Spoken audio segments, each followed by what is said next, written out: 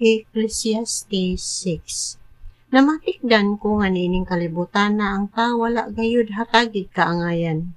Ang tao hatagan sa Dios og bahandi dungog, kabtangan og sa tanan nga iyang gikinahanglan apan dili siya tugutan sa Dios sa pagpahimulos niini.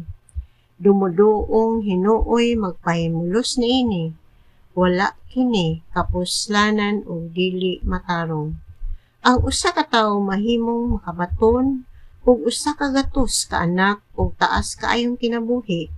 Apan bisan pag-unsa ka taas kini kun wala siya kalipay ug dili siya pasidunggan sa dihang ilubong na siya, maayo pang nakuha siya sa didto pa siya sa taguangkan sa iyang inahan.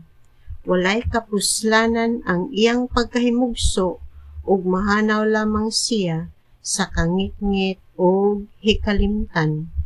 Dili siya makakita sa kahayag sa adlaw o masayod kung unsa ang kinabuhi apan makapahulay siya.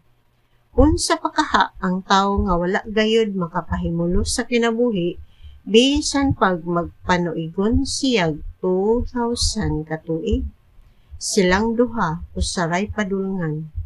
Magtrabaho ang tao aron makakaon apan dili siya matagbaw. Unsa may kalainan sa malamon ug buangwang? Makaayo ba sa kabus ang pagkasayod kung unsaon pagsagubang ang kinabuhi? Wala kini kapuslanan, sama kini sa pagdakop ug hangin. Maayo pa nga matagbaw ka sa anaa kanimo kaysa mangandoy ka sa wala diha.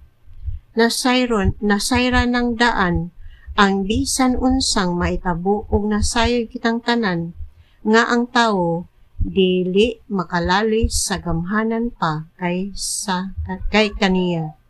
Sa daghang sulti daghan usab ang dili mapuslan ug wala kay maani niini. Unsaon man pagkasayod sa tao unsay labing maayo alang kaniya niining mubo ug walay kapuslanan nga kinabuhi nga mahanaw lamang sama sa anino. Unsaon man pagkasayod sa tao unsay mahitabo dinhi sa kalibutan human siya mamatay.